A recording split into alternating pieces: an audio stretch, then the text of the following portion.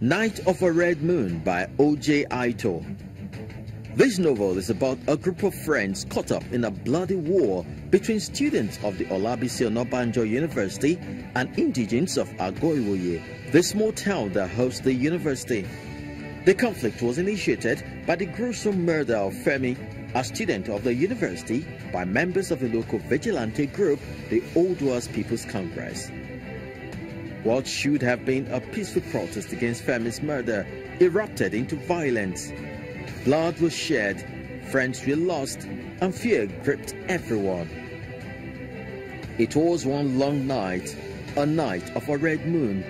The book is hard to put down once you've started reading it.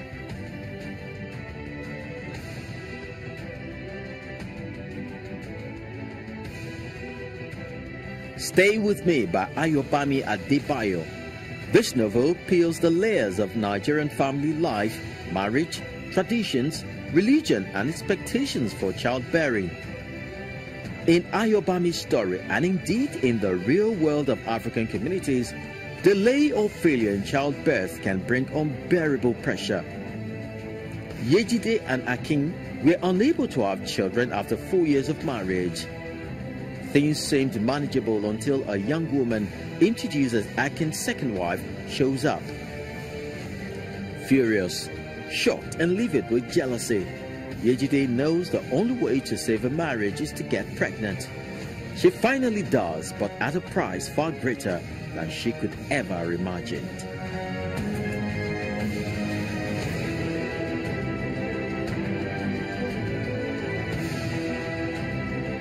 The Code by Patrick Igbenijesu. This book should be a contender for the most important book written in a long time for parents raising the Girl Child's Award. It tells the story of an ambitious young lady named Kay who struggles to successfully balance the demands of her job with raising 3 daughters.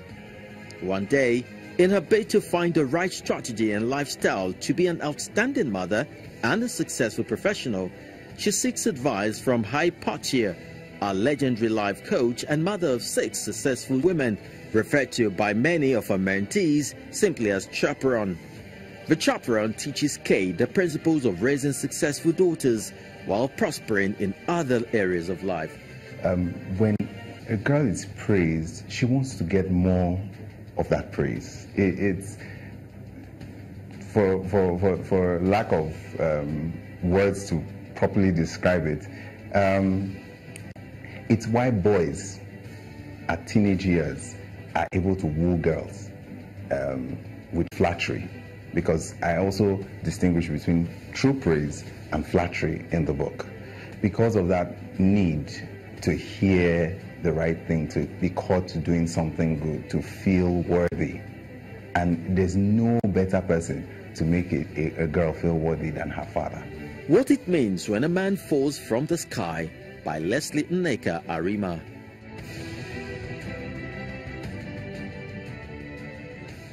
Arima explores a range of subjects and themes with our collection of stories which are crafted to entertain while addressing society issues. Arima's first story, The Future Looks Good, provides insight into what's coming in the book with beautiful characters that hold the reader spellbound, an event relevant to multiple types of readers. The story in this book will get you rereading, not just because of the interesting plot, but also the way the author describes.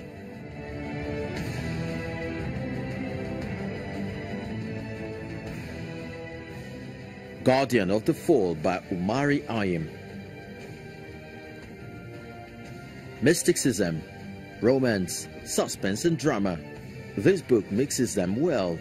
The story revolves around the Guardian, who is a keeper of a spectacular forest waterfall in Agbokim village in Cross River State, Nigeria. The Guardian is a force, a deity of some sort, with great powers including shape-shifting, like appearing as a child, an old woman, an owl, a snake, a satire-like creature, and a goat with a baby's face. It attempts to matchmake its messenger, Aram and Ken, a developer who wants to build a resort near the falls.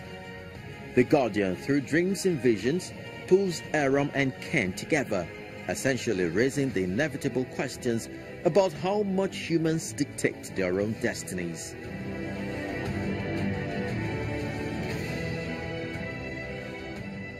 When We Speak of Nothing by Olumide Popola, Carl and Abu, who are both 17, are in danger of being consumed by the threatening explosion of racial tension in London.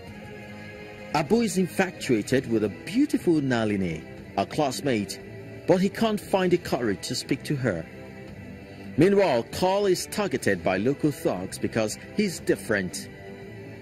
When he finds out his father lives in Nigeria, he decides that it's the best place to escape the troubles in London and connect with a father he's never known. Meanwhile, the murder of Mark Doggins triggers a full-scale riot in London. Abu finds himself in a near-death situation that forces Carl to race back home. Olumide Popola, a London-based Nigerian German, announces herself as a compelling novelist with this one. It's about friendship. It's these two 17-year-old guys called Carl and Abu, and they grew up in London, and it's 2007, just in the middle of the banking crisis. So one day Carl goes to Nigeria to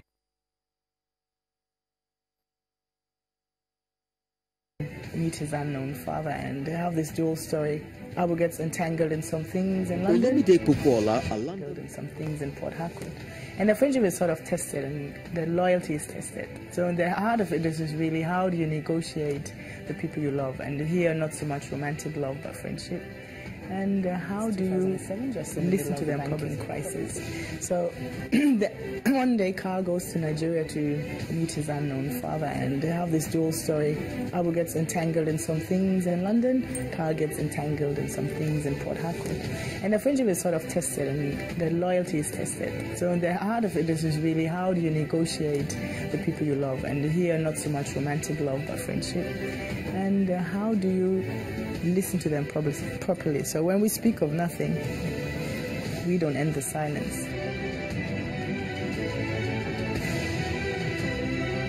Welcome to Lagos by Chibundu Onuzo.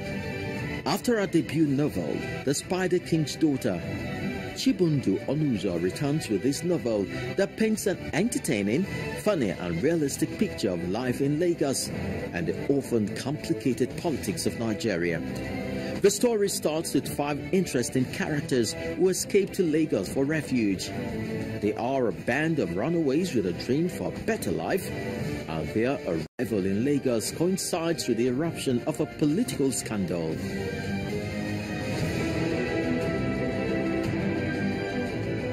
Carnivorous City by Tony Khan. The central character in this thrilling novel is Rabatu Sabato, aka Sonny DK. He is a Lagos big boy with more money than many can dream of, a beautiful wife, and a mansion by the seaside. This book will take you on a suspenseful ride right into the heart of one of Africa's most complicated yet exciting cities, while constantly reminding you that ultimately it is love and family that really matter.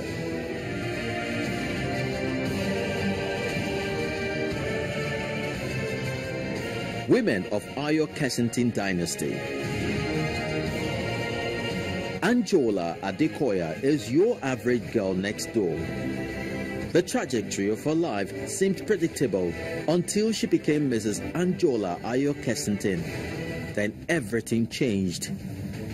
Life as a wife and mother in the Ayo Kensington family offered her riches, but took away her personal ambitions and dreams. It was all a slow, painful, predictable grind until Anjola's ex-lover showed up and ignited dramatic chaos in her life.